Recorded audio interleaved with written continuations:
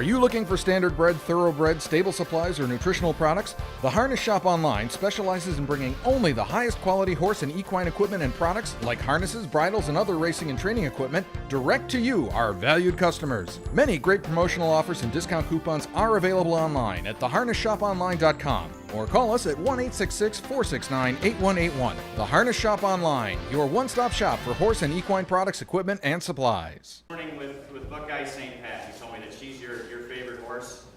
As you don't know her, she's winner of more than $3 million now, I think. She's two-time Older Mayor, Trotter of the Year. Tell me how she's doing and how fun it is for you to train such a good mare.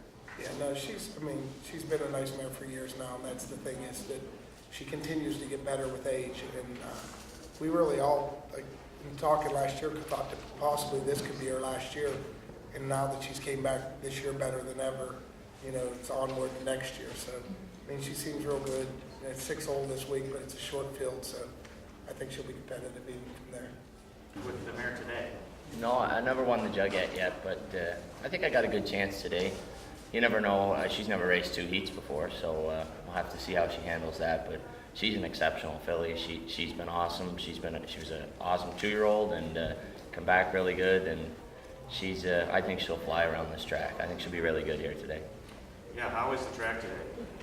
Yeah, it's fast. That's why I said I thought Sunday, you know, when I came in for Saturday and we trained Sunday, the track was exceptionally good. And you know, especially tomorrow with it being as hot as it's going to be, and that first division with as many in there that looked like they want to go forward, you know, I think you could see a special mount tomorrow, especially.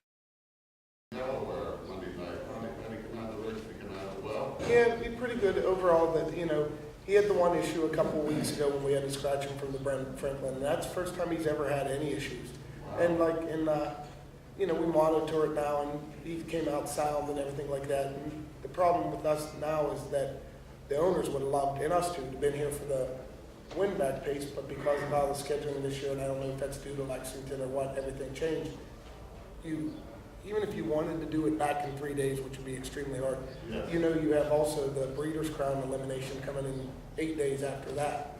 So, you know, it just wasn't a doable thing with him because, I mean, it's still, you know, economics. That race went for 360 and this race goes for 60. So, you know, I know they would have loved to have him, but, you know, it wasn't in the horse's best interest to come in today. Really throw the full again right now, huh? Yeah, no, I mean, you know, to us that one has a little more even too because we own a third of it. Yeah. And he's been a treat for, you know, 3 years we've had him now. I mean, it just seems like he gets better every time we put him out on the track too. Shark Chester around, it's tough because Shark Chester, especially at the biggest track at the Meadowlands, he's pretty hard to get around. You know, at the Meadowlands, he's tough. You know, West can race with him there, and then at the smaller tracks, a lot of times Shark Chester doesn't come because he struggles through turns.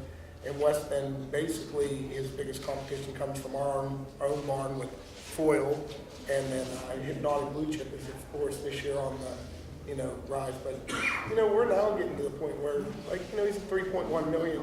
And you start to hate thinking of it, but the, you know, leading pacer of all time is 4.3. You're thinking, you know, string a couple good starts again at the end of this year. And, you know, I don't see there's no reason he won't come back at 7. I mean, he's never been pushed. He's never been over-raced. He's a big, strong horse that seems to get better with age. You know, maybe we can keep him going for another year or so and take a run at Gallows record. So, the number of horses you guys train, it's got to be a logistical nightmare. How do you possibly place them, especially with racetracks, some tracks having a 3-day box, some a 4-day box, 5-day box, various days, and you race everywhere. How do you possibly keep track of them, and do you run it then a screw up? yeah, I mean, the biggest screw I ever had is, they know it, I forgot to enter Buckeye St. Pat once for a $300,000 race. But, you know, you make mistakes. You know, I just called Howard and said, I forgot to enter him, you know, and Howard's a great guy, and, you know, and he said, you know, nobody died, don't worry about it, you know, and we went on. But, you know, basically we have a system where it's not as hard as you think it is. At first it was, because as you figure it out, people think, you know, well, you have 180 horses, that's 180 times the work of one horse. No, a lot of the jobs that overlap each other, it doesn't go up exponentially. It's more, you know, here or there thing. And, you know, everybody has to turn in a sheet of the horse they're looking at that moment. And And then every day I spend a lot of time, trying to find the best fit for the horse's class, which I think is part of the reason we do well is, if this horse doesn't work in this barn at this track, we'll move it, to another one of our barns in another track. Sooner or later we'll, find somewhere where that horse can be competitive. So it's not as hard as you'd think, but, by the same thing, we enjoy racing, and that's the big thing. We love to race, and, Dad, as much as me, we probably watch at least 95% of our races. The other 5% I listened on the phone and, bother people with, hey, can you, turn the TV on so I can hear it at least. So, but it's, it's a little bit like the next couple weeks are tough. Like getting through, once we get through Delaware, Lexington, Breeders' Crown, then it, basically we can cruise control it from there.